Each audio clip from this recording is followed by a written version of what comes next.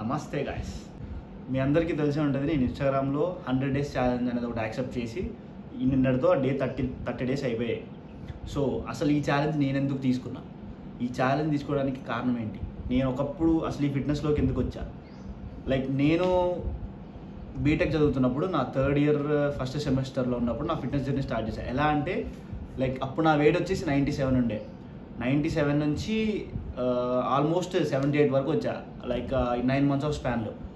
అసలు జిమ్ ఎందుకు జాయిన్ అయ్యా, ఫిట్నెస్ జర్నీలో ఎందుకు వచ్చా అంటే, నేను జిమ్కి వెళ్ళింది టైం పాస్కి. మా ఫ్రెండ్స్ నన్ను టైం పాస్కి జిమ్కి తీసుకెళ్లారు. 1.5 months అయితే జస్ట్ టైం పాస్కి వెళ్ళినాం. సో ఆ 1.5 months తర్వాత ఏమైందంటే, ఫస్ట్ ఆ జిమ్కి కూడా అప్పుడప్పుడు వెళ్ళేటోళ్ళం. 1.5 months తర్వాత జస్ట్ 2 friends ఉండే, నేను ఇంకో ఫ్రెండ్ ఉంటుండే. వాడు రోజు పోతుండే, వాడు లావ్ అవడానికి బక్కగా అవ్వడానికి వెళ్తుండే. సో ఆ 1.5 months తర్వాత జస్ట్ 2 kilos ఆ వాటర్ రెటెన్షన్ అని ఉంటుంది. ఆ వాటర్ అన్ని బాడీల నుంచి వెళ్ళిపోతే జస్ట్ 2 kilos నార్మల్ తగ్గామన్నమాట. తగ్గితే 2 kilosకే కొంచెం మజా వచ్చింది. 2 kilos అంటే ఏముంది, ఉత్తగా ఎవరైనా తగ్గుతాడు. సో ఆ 2 kilos తర్వాత ఒక 15-20 days ప్రాపర్ నా రీసెర్చ్ చేసుకున్నా.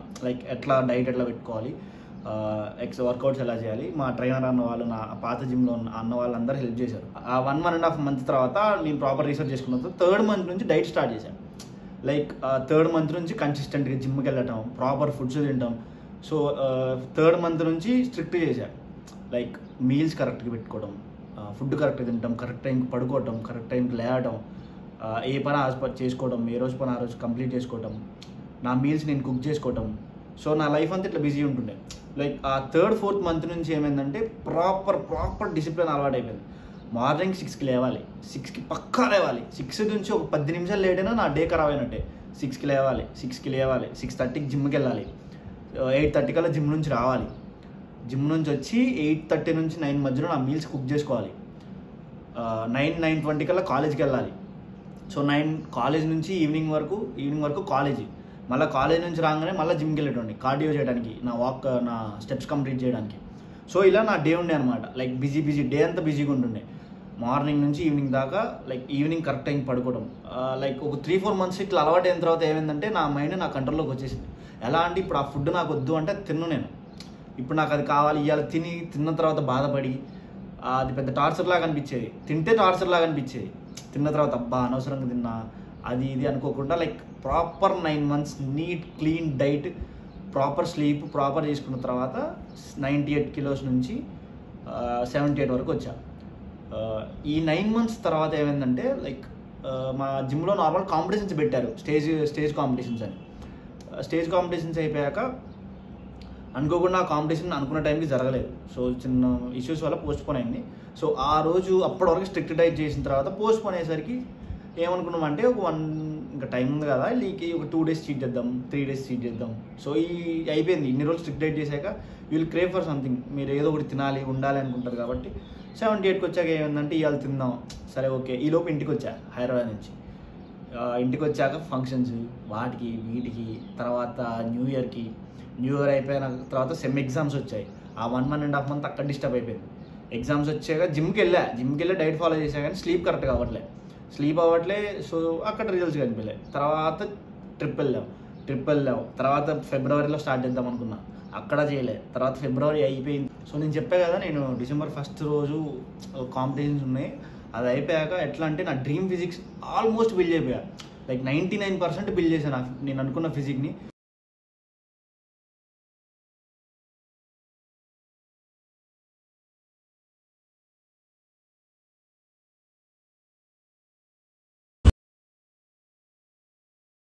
ఆ 1% దగ్గరకు వచ్చేసరికి వదిలేశా. సో నేను అక్కడ దాకా వచ్చి మిస్టేక్ చేశా, వదిలేయటం అంటే జిమ్ వదిలేదు, కానీ డైట్ ఎట్లా పడితే అట్లా తింటాం.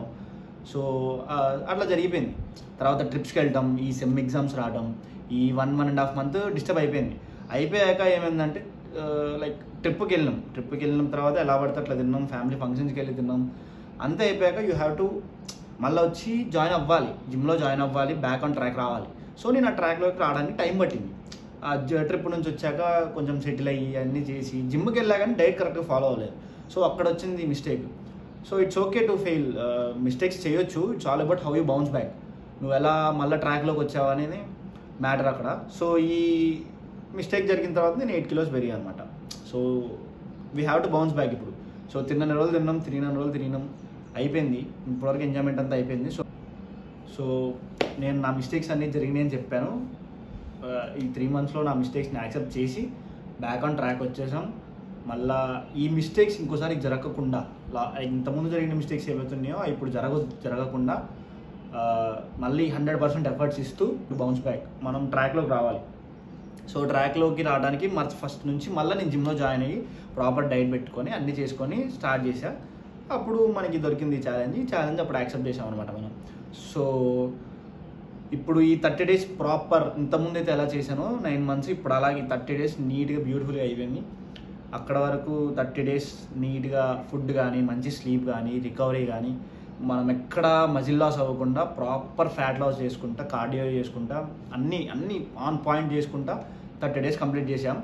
మీకు ఇప్పుడు డిఫరెన్స్ కనిపిస్తుంది. నేను వీడియో ప్లే చేస్తాను ఇక్కడ 30 days తర్వాత ఫిజిక్ని అచీవ్ చేసి.